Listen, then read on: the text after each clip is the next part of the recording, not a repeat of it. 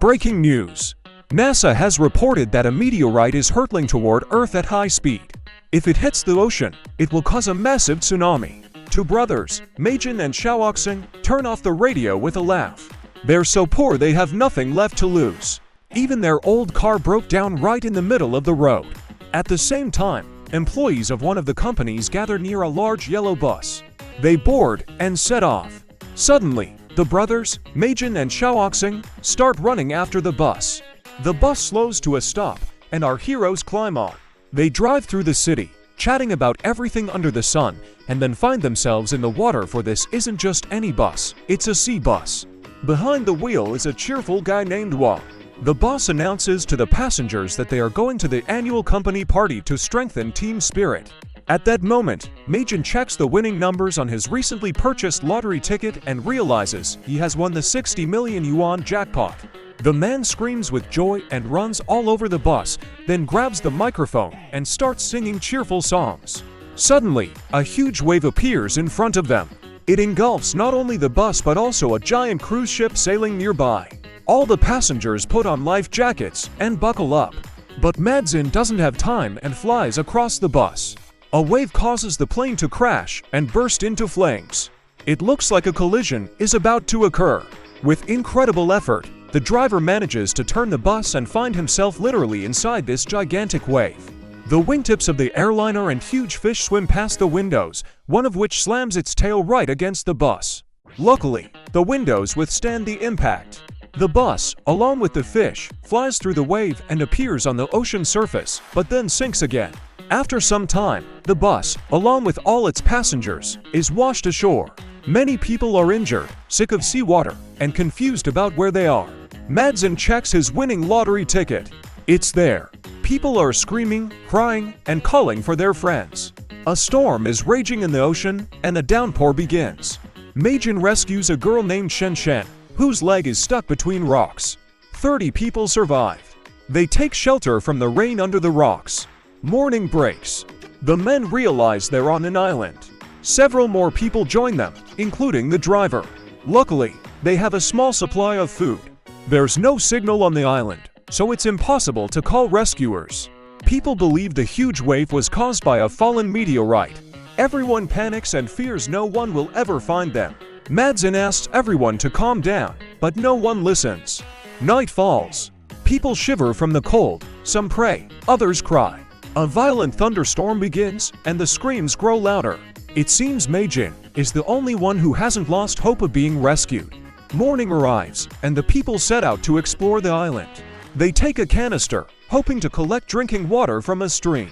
One of the men climbs a fruit tree and throws down a multitude of ripe fruits. Well, they're not in danger of starving to death just yet. A few more days pass like this. Using wires and scraps of electronics, people try to find some kind of radio wave to get the latest news. They also try to repair the bus, but end up completely breaking it. The boss screams in anger, but his shouts are of little use. The people pounce on the bucket of harvested fruit. The last ones get nothing. New scandals erupt. The rain begins again, and people take refuge in a cave. They understand that no matter who you are, boss, security guard, or superior on this island, everyone is equal and must fight for survival. The men light a fire in the cave and appoint bus driver Wang as their new leader. The boss isn't thrilled. That night, Meijin spots Shen Shen at the edge of the island. She looks at the SOS signal they've laid out. Meijin starts screaming, and the girl repeats after him. After that, they return to the cave. Another day dawns. Driver Wang says they must survive at any cost. Some of the men fish, others climb the rocks for fresh water. And so the days go by. One day, Lucia, the prettiest girl in the group, starts hitting on Wang, and he doesn't seem to mind at all. Meanwhile, Meijin checks his lottery ticket again and again. He's desperate, because as long as he's on the island, he won't be able to claim his winnings. He returns to the cave, and everyone yells at him for coming without food. Shen Shen offers Meijin food, but Wang knocks it out of his hands. A fight ensues, and Wang defeats Meijin, who is much stronger. Meijin is tied up and hung on a tree near the cave. Zhao Xin goes to free his brother. Suddenly, a strange sound is heard. The brothers don't understand what it is. In the morning, they're making a fruit to sail away from the island. Shen Shen appears and says it's a bad idea. Then Meijin confesses his love to the girl and also that he's won the lottery jackpot. But Shen Shen doesn't reciprocate his feelings and fends off his advances. The brothers row a makeshift raft and manage to sail quite far from the island. The boys spot a polar bear in the water, but the poor animal shows no signs of life. It appears the poles have also been flooded. Realizing this, the brothers return to the island with the bear's carcass and immediately become the object of Wang's ridicule and bullying. Everyone on the island learns about Matsini's lottery ticket. Zhou Xing is deeply offended that his brother kept this news from him. People on the island are convinced the end of the world has come. The boss throws his money out of his wallet. They've been on the island for 25 days already. Wang is making thrones for himself out of bear skins and acting like a true tyrant. He assigns tasks to everyone, forbidding them to talk or rest. Meijin and the boss go fishing. They hatch a cunning plan to solve the problem with Wang and escape the island. That evening, everyone dines around the campfire. Wang and Lucy, the security guard, are acting very rudely, but the boss tries to calm the conflict and asks everyone to be kinder to each other. They used to be a team, but now they act like enemies. Everyone applauds, but Wang shouts again, declaring that food and survival are the most important things, and everything else is just trivial. Then a mutiny begins. The boss asks those who don't want to obey Wang to vote, and they leave the group. Meijin, Zhou Xing, and some other people go with the boss. In Shenzhen, about 10 more people remain with Wang. The people walk around the island carrying torches. They encounter a huge ship, apparently wrecked long ago. True, it's upside down, but it still contains many useful items, tools, alcohol, and even diesel fuel. The crew raises their glasses and rejoices at the prospect of being able to live in normal conditions. In the morning, Meijin and Zhou Xing inspect the ship. It's truly enormous. Using a fishing net they found, they manage to catch a ton of fish. The brothers make peace and dream about how they will divide the winnings. Meanwhile, the women from Wang's group are picking mushrooms. Shen Shen finds a basket of fish on the shore and sees a joyful Meijin. Another woman appears, grabs the fish, takes the flowers he brought for Shen Shen, and happily walks away. Meijin invites the girl over. Learning they have soap, she agrees. That evening, the guy helps her wash up and watches her apply lipstick. They stroll around the ship together and admire how much useful stuff there is. Food, clothes, dishes, it's all there. Shen Shen screams with joy. Suddenly, Wang appears with his group. He walks around the ship as if he were the captain, rummaging around and looking everywhere. The boss suggests Wang trade products. They'll use playing cards as money. For example, a 3 represents a fish, a fruit, or a vegetable. The boss is handing out cards to the people, and this infuriates Wang. He demands his crew leave the ship immediately. However, several of his group remain. Madzin asks the boss when they'll finally leave the island. In response, the boss demonstratively pushes the ship and explains that leaving this island is impossible. Therefore, they need to improve the economy and live as fully as possible. Meijin furiously throws down his cards. It looks like he won't get his 60 million yuan. The offended brothers leave the ship and decide to live separately from the rest of the group. Many more days pass. Meijin and Zhou Xing try to catch fish. Wang's group suffers from malnutrition. Only the boss's team is doing well. Meijin realizes that in a couple of weeks his lottery ticket will be invalid. Having lost hope, the brothers return to the ship. They see a card-selling operation in full swing on board. Meijin and Zhou Xing ask to borrow a fishing net, but are chased away and thrown face first into the ground. A fight ensues. The brothers are severely beaten. They return to their hideout. That night, Shen Shen comes and brings them fish. Meijin is rude to her, and she walks away in disgust. The man throws the fish he brought back into the water, and Zhou Xing scolds his brother for this behavior. It's the 90th day of life on the island.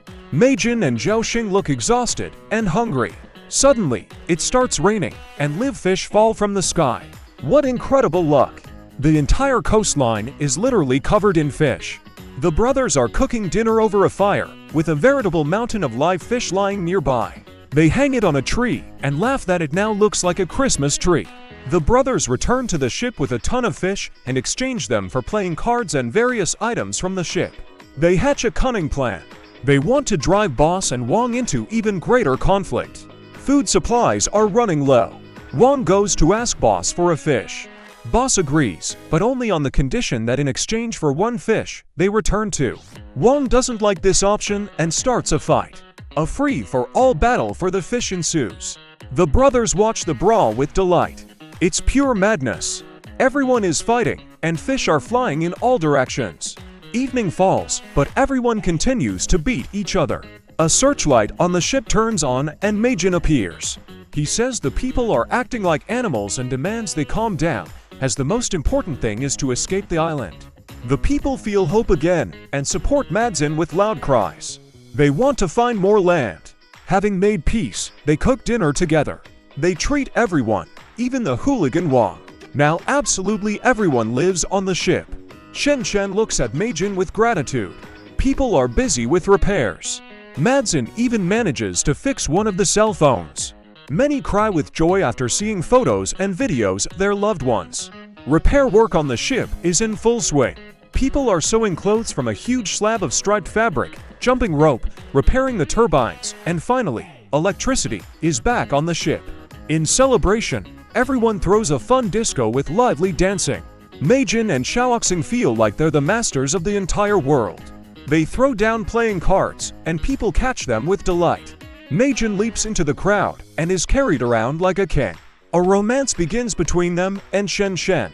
During another disco, that strange sound comes from the jungle again. People run there to see what it is. The brothers notice a ship sailing near the island and launching fireworks into the sky. Wang runs up and shouts joyfully. This means the world hasn't ended and life goes on. But Madzin isn't happy about this at all, since his lottery ticket expired long ago. The brothers are confused. When they return, they won't be as cool as they were here. And Shen Shen might leave Meijin for another man. So they decide to hide the truth from the others and lie that Wang was hallucinating because he hit his head. Wang is knocked out with an electric shock, and a new rule is introduced. No one is allowed to walk the island at night. Meijin is pleased. Now he and Shen Shen will be together forever. It's day 132 on the island. The brothers discover that the boss actually had 4 decks of playing cards, not 2. And thanks to this, he earned more than the others. But now the boss is willing to give up his best cabin in exchange for watching a video of his daughter on his phone. Moreover, for the sake of this video, he's officially giving Xiaoxing his company and all his property. What's the point, it seems, if they live on an island? But it's not that simple. The cunning Xiaoxing now wants to escape the island with Meijin, leaving everyone else to their fate. He knows that every few weeks a ship sails nearby. Shen Shen comes to Meijin. She organizes their wedding right on the ocean shore and vows eternal love. Instead of answering, Meijin begins to cry. He breaks free and screams that it's all a lie. The ship Wang saw was real. However, even Wang himself claims he imagined it, so the people decide Meijin has gone crazy and also electrocute him. Wang comes to Meijin and admits he lied to get revenge. The men decide to do everything possible to ensure that the people see the ship and are saved. The 144th day on the island begins. The people throw another disco. A ship is scheduled to sail near the shore today. Xiaoxing decides to get everyone drunk so he can escape unnoticed. Meijin pretends to be on his brother's side. In reality, he and Wang are sabotaging the ship. They spill diesel fuel on the ship and try to set it on fire. A fight ensues. At some point, a burning torch appears near Shen Shen. She trusts Meijin and so throws the torch toward the ship. However, it falls into the water and goes out. At that moment, the drunk boss appears. He drops his cigarette butt, and the fuel-soaked ship bursts into flames. People scream in horror. Someone tries to put out the fire, but it's impossible. They throw punches at Meijin. He runs through the jungle, leading the people to the spot where the ship will sail past. The man finds himself on the edge of a cliff and plummets. As he falls, he notices the lights of an approaching ship and recalls the joyful laughter of all his colleagues. Meijin comes to on the shore. He sees a burned ship, but no one is near it. However, Shen Shen is sitting on the rocks. The girl says that everyone else has left on the ship, but she has decided to stay on the island. They're both laughing heartily, as this is now their private island. They don't know what to do, but does that really matter? Subscribe so you don't miss a new video. That was Mubicode. See you soon, friends.